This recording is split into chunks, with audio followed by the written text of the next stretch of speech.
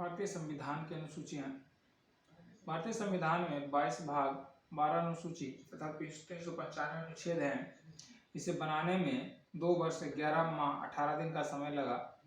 मूल संविधान में 8 अनुसूचियों का वर्णन किया गया है, जिसमें 9 से 12 तक के अनुसूचियों को संविधान के माध्यम से जोड़ा गया है। ठीक है, जैसे 73वें संविधान संशोधन, 74वें संविधान संशोधन। पहले प्रथम संविधान संशोधन के तहत जो है 9वीं अनुसूची को जोड़ा गया है। ठीक है, उस प्रथम अनुसूची में जो है इस संघ राज्य क्षेत्र का नाम है। अगर संघ राज्य क्षेत्र का नाम जानना है, संघ क्षेत्र सीमा का उल्लेख का अगर देखना है तो उसका जो प्रथम अनुसूची में वर्णन किया गया है। द्वितीय अनुसूची में जो है पदाधिकारी के वेतन, पेंशन से जुड़ी पेंशन आदि का प्रावधान किया गया है। जैसे पदाधिकारी में कौन कौन आते हैं, राष्ट्रपति के वेतन के बारे में जानना है तो द्वितीय अनुसूची में चले जाओ। राज्यपाल के वेतन जानना है तो द्वितीय अनुसूची में जाओ। लोकसभा अध्यक्ष हो गया, राज्यसभा के सभापति हो गया, उपसभापति हो गया, अगर इसके बारे में जानकारी चाहिए तो द्वितीय अनुसूची में जाना होगा। ठीक है, द्वितीय अनुसूची में जाना होगा। इसके अलावा राज्य विधानसभा के अध्यक्ष, उपाध्यक्ष, सभापति, सर्वोच्च न्यायालय के न्यायाधीश, उच्च न्यायालय के न्यायाधीश, भारत के नियंत्रक एवं लेखा परीक्षक का जो है वेतन भत्ते का उल्लेख किया गया है। इससे जो संबंधित अनुच्छेद है याद करने की जरूरत नहीं है। संबंधित अनुच्छेद देखो, इसका क्या है, 59 का 3 है, 65 का 3, 75 6, 97 148 3, 158 का 3, 164 का 5, 186 221 से संबंधित अनुच्छेद है। अगर उसमें पदाधिकारी द्वारा तृतीय अनुसूची की बात करते हैं तो उसमें पदाधिकारी के या प्रत्याशी जो चुनाव लड़ता है उसके द्वारा ली गई शपथ, जो शपथ लिया जाता है उसका प्रारूप दिया गया है। जैसे राज्य के मंत्री हो गया, संसद के चुनाव के प्रत्याशी जो होते हैं वो तृतीय अनुसूची में शामिल जो है। शपथ के बारे में जानना है तो तृतीय अनुसूची में जानना होगा। संसद के सदस्य के बारे में अगर शपथ के बारे में जानना है तो तृतीय अनुसूची में जाएंगे। सर्वोच्च न्यायालय के न्यायाधीश, भारत के नियंत्रक एवं लेखा परीक्षक हो गया, कैग जिसको कहते हैं, 148 अनुच्छेद। राज्यों के मंत्री, राज्य विधानमंडल के चुनाव के प्रत्याशी, राज्य विधानमंडल के सदस्य, विधानमंडल मतलब विधानसभा विधान परिषद दोनों सम्मिलित रूप में आता है। उच्च न्यायालय के न्यायाधीश। इससे जो रिलेटेड आर्टिकल है 75(4), 84, 99, 124, 6, 148, 2, 164, 3, 173, 188 एंड 219। ठीक है, चौथी अनुसूची में है राज्यों और संघ राज्य क्षेत्र के लिए राज्यसभा में स्थानों का आवंटन। राज्यसभा में स्थान का कितना सीट का उसको रिजर्व होगा, चौथी अनुसूची में वर्णन किया गया है। इससे संबंधित जो अनुच्छेद होगा, अनुच्छेद 4, 1 और 82। राज्यसभा संघ राज्य क्षेत्र 4 का 1 राज्य में और 80 का 2 संघ राज्य क्षेत्र में। ठीक है, उसके बाद आ जाइए 5वीं अनुसूची। बहुत आसान चीज है याद करने के लिए। 5वीं अनुसूची में किसको आ गया, SC/ST किसको कहाँ रखा गया, SC/ST को 5वीं अनुसूची में रखा गया है। तो SC/ST से जितना भी रिलेटेड हो गया वो कहाँ चला आएगा, 5वीं अनुसूची में। इसे SC/ST से रिलेटेड अनुच्छेद जो होगा वो किस में आ जाएगा, 244 में। और 6ठी अनुसूची उसी जो होगा असम मेघालय, जिसको विशेष राज्य का दर्जा दिया गया है, जो अनुच्छेद 371 में शामिल है। असम, मेघालय, मिजोरम जो है जनजातीय क्षेत्र के बारे में प्रशासन के उपबंध हो गया। जैसे जनजातीय वाला में, ST वाला में शेड्यूल ट्राइब। इससे जो रिलेटेड अनुच्छेद छोड़ होगा 244 का 2 और 275 का 2।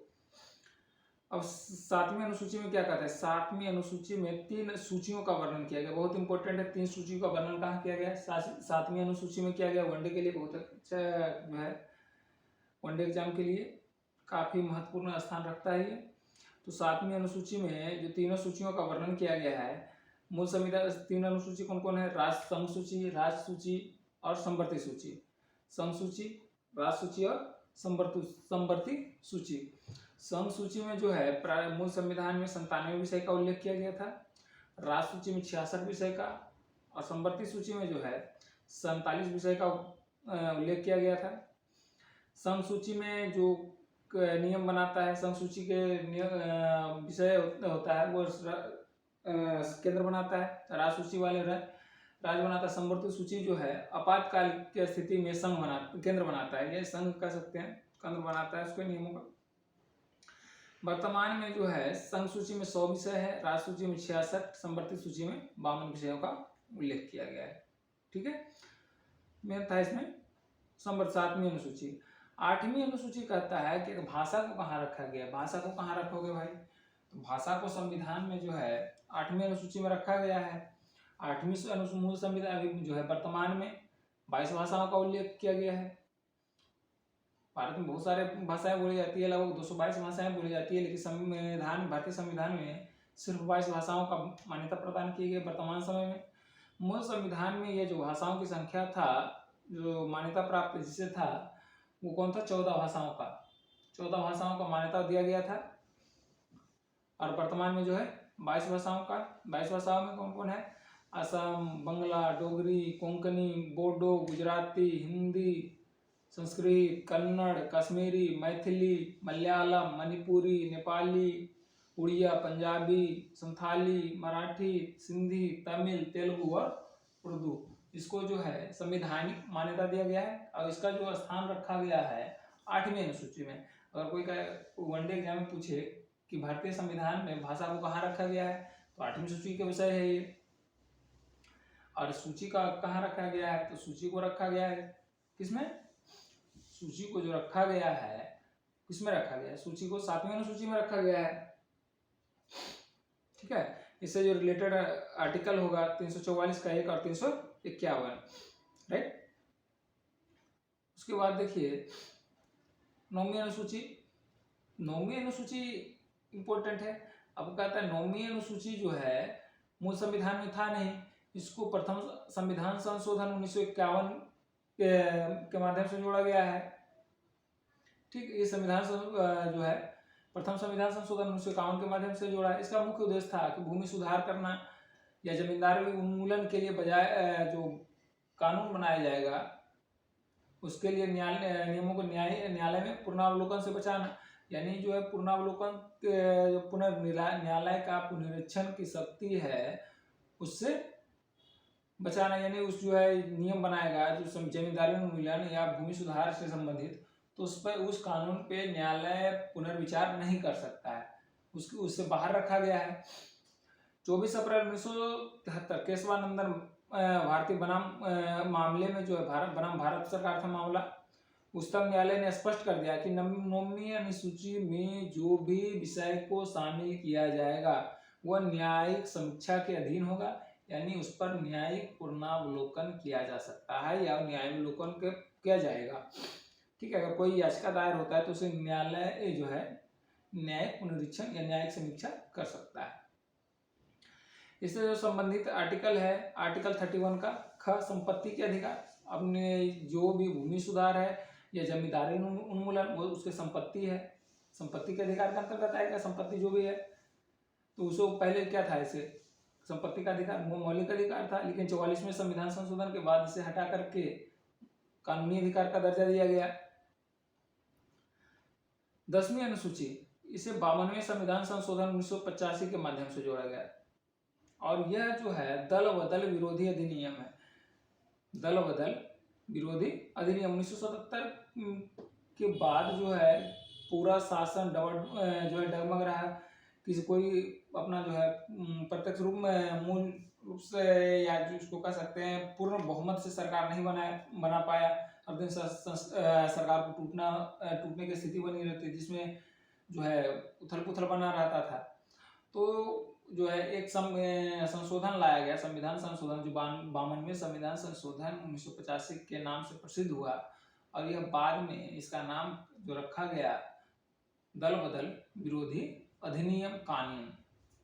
ठीक है, अब कोई विधेयक जो है कानून कैसे बन जाता है, दोनों तो पता है, जब दोनों सदनों में किसी विधेयक को पारित कर दिया जाता है, पारित हो जाता है, पारित होने के बाद उस पर राष्ट्रपति अनुमति या सहमति प्रदान कर देते हैं, तो वह अधिनियम, वह विधेयक अधिनियम बन जाता है, राइट। और ये जो 10वीं अनुसूची से संबंधित आर्टिकल है वो 102 का 2 और 191 का 2 है, ठीक है। आपका क्वेश्चन वनडे के लिए रहेगा कि दल बदल विरोधी अधिनियम को इस अनुसूची संविधान में कहाँ स्थान दिया गया है। तो संविधान में जो स्थान दिया गया है अनुसूची में 10वीं अनुसूची में, और इसका जो आर्टिकल है रिलेटेड आर्टिकल 102 का 2 और 191 का 2, राइट। अगला है 11वीं अनुसूची, संविधान में 22 भाग 12 अनुसूची, ठीक है। वर्तमान में है 11वीं अनुसूची का जो है 73वें संविधान संशोधन 1992 के तहत जोड़ा गया। इसमें जो है सत्ता के विकेंद्रीकरण को वैधानिक रूप देने का प्रयास किया गया है। 11वीं अनुसूची में विधेयक को 73वें संविधान संशोधन विधेयक 1991 में राजीव गांधी की सरकार से लाया गया था, लेकिन इलेक्शन के बाद पीवी नरसिम्हा राव की सरकार बनी तो 73वें संविधान संशोधन के नाम से 1992 में ये अधिनियम बना। 73वें संविधान संशोधन अधिनियम पीवी नरसिम्हा राव की सरकार में जो सत्ता के विकेंद्रीकरण अर्थात पंचायती राज का जो है स्थापना किया गया। पंचायती राज को वैधानिक रूप से प्रदान किया गया, वैधानिक स्थान प्रदान किया गया। मूल संविधान में पंचायती राज का जो है उल्लेख नहीं किया गया था, लेकिन 11वीं अनुसूची जब 73वें संविधान संशोधन 1992 में के तहत जोड़ा गया, इसे संविधान में या संवैधानिक मान्यता प्रदान किया गया, तो इसमें जो है कुल 29 विषय को शामिल किया गया, ठीक है। कितने? 29 विषय को शामिल किया गया। भारत में जो है पहला प्रयास किया गया था 1957 में, जब जवाहरलाल नेहरू जी थे प्रधानमंत्री, तो उस समय पंचायती राज के लिए तो राजस्थान के 1957 2 अक्टूबर 1957 को राजस्थान के नागौर में लागू किया गया था पंचायती राज बलवंत राय मेहता समिति की अनुशंसा पर, लेकिन यह जो है इसे वैधानिक मान्यता प्रदान नहीं किया गया था। उसके बाद अशोक मेहता समिति का बना। जब जनता पार्टी की सरकार आई, अशोक मेहता समिति का गठन किया गया, लेकिन सरकार गिर जाने के कारण जो है अशोक मेहता कमेटी का अनुशंसा ठंडे बस्ते में चला गया। फिर उसके बाद केंद्र में जब 1991 के इलेक्शन के बाद तो केंद्र में नरसिम्हा राव की सरकार बनी, कांग्रेस की सरकार बनी, तो इसे वैधानिक मान्यता प्रदान करने की कोशिश की गई। फलतः 11वीं अनुसूची संविधान में जोड़ा गया, ठीक है। इसका जो अगर 11वीं अनुसूची पढ़ना है या विस्तृत रूप से पंचायत पढ़ना है, पंचायती राज, तो उसका अलग है, ठीक है। इसका जो आर्टिकल है 243 का 6, रिलेटेड आर्टिकल 243 का 6। 12वीं अनुसूची में कहता है 74वें संविधान संशोधन 1992 के तहत जोड़ा गया। 74वें संविधान संशोधन ये पंचायती राज जो है ग्रामीण क्षेत्रों के विकास के लिए महात्मा गांधी का क्या था? महात्मा गांधी का सपना था कि जब तक ग्रामीणों का विकास नहीं होगा तब तक देश का विकास नहीं होगा, इसलिए ग्रामीणों का जो विकास बहुत जरूरी है। और महात्मा गांधी के सपनों को जो रखा गया, कहाँ रखा गया? राज्य के नीति निर्देशक तत्व में, और उनकी कुछ झलक जो है ये सत्ता के विकेंद्रीकरण के रूप में जो है इसमें रखा गया 11वीं अनुसूची में। उसी के साथ साथ जो है नगर पालिका का जो निर्माण किया गया।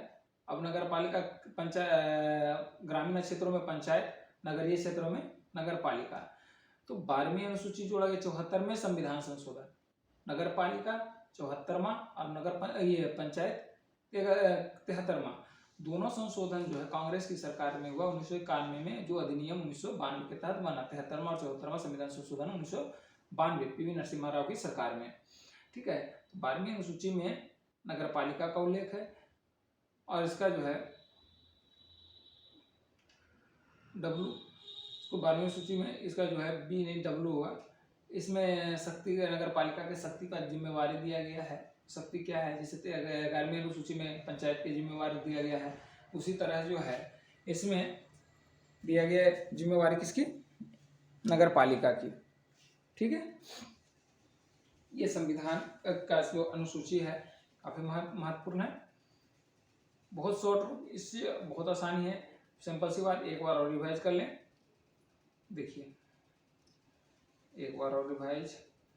प्रथम अनुसूची पर अगर संघ राज्य क्षेत्र से जुड़े जो है क्षेत्र का नाम करेंगे तो प्रथम अनुसूची, पदाधिकारी के वेतन भत्ते द्वितीय अनुसूची थी, शपथ एवं प्रतिज्ञान तृतीय अनुसूची में चले जाएंगे। चौथा अनुसूची की अगर करता है बात तो राज्यसभा में सीटों का आवंटन हो गया राज्य एवं संघ राज्य से क्षेत्र से। पांचवी अनुसूची SC ST कहाँ रखोगे, पांचवी अनुसूची में रखा गया है। छठी अनुसूची में जो अनुच्छेद 371 के तहत राज्य है, विशेष राज्य का दर्जा प्रदान किया गया है, ST खास करके जो अनुसूचित जनजाति वाले क्षेत्र में है, जनजातीय क्षेत्रों में उन पे शासन के उपबंध किया गया है, किसमें, छठी में। सातवीं अनुसूची की बात करें तो सातवीं अनुसूची में 3 सूचियों का वर्णन किया गया है। 3 सूची में कौन कौन सा आता है, संघ सूची, राज्य सूची और संवर्ती सूची। वनडे एग्जाम के लिए कि मूल संविधान में संघ सूची में कितने विषय थे, या जो है वर्तमान में कितने विषय हैं, तो मूल संविधान में 97, 66 और कितना था, 47 विषय था। वर्तमान में यह जो संघ सूची में 100, संवर्ती सूची में, राज्य सूची में 66, संवर्ती सूची में 52 विषय है। राइट, अब करें अगर भाषा का बात करें तो भाषा को 8वीं अनुसूची में रखा गया। मूल संविधान में 14 भाषाओं का उल्लेख किया गया था, वर्तमान में जो 22 भाषाओं का उल्लेख किया गया है। ठीक है, भाषा उसमें कहीं भी जो है इस भारतीय संविधान में एक बहुत इंपॉर्टेंट चीज़ है, ये देखिए कि कहीं भी इंग्लिश को भारतीय संविधान के भाषाओं में मान्यता प्रदान नहीं किया गया है। इंग्लिश को कहीं भी मान्यता प्रदान नहीं किया गया है, जबकि संस्कृत का मान्यता प्रदान है, हिंदी है, लेकिन उर्दू भी दिया गया है, लेकिन इसमें जो है इंग्लिश को मान्यता प्रदान नहीं किया गया है, यानी भारतीय भाषा उसको नहीं मानेंगे। ठीक है, तो और 9वीं अनुसूची प्रथम संविधान संशोधन 1951 के तहत जोड़ा गया, जिसमें जो है न्यायिक पुनरावलोकन के नियमों से संबंध बाहर था, लेकिन 24 अप्रैल 1900 केशवानंदन भारतीय बनाम भारत संघ के मामले में स्पष्ट कर दिया कि न्यायिक समीक्षा के अंतर्गत तो आएगा जो भी अनुसूची 9वीं अनुसूची में शामिल विषय है। बहुत बार इसको अगर पूरा क्लास पढ़िएगा तो इसका उल्लेख बहुत बार आएगा। 9वीं अनुसूची 10वीं अनुसूची में जो है 85 के तहत जोड़ा गया दल बदल विरोधी अधिनियम, जो बार-बार दल बदलू होता है, बार-बार अपना दल चेंज करता है, उससे संबंधित उसकी योग्यता के बारे में चर्चा है। ठीक है, उसका लोकसभा अध्यक्ष उसके योग्यता को तय करता है। राइट, 11वीं अनुसूची में पंचायत रखा गया और 12वीं अनुसूची में नगर पालिका को रखा गया। पंचायत में के लिए जो है 73वां और 74वां नगर पालिका के लिए। ठीक है।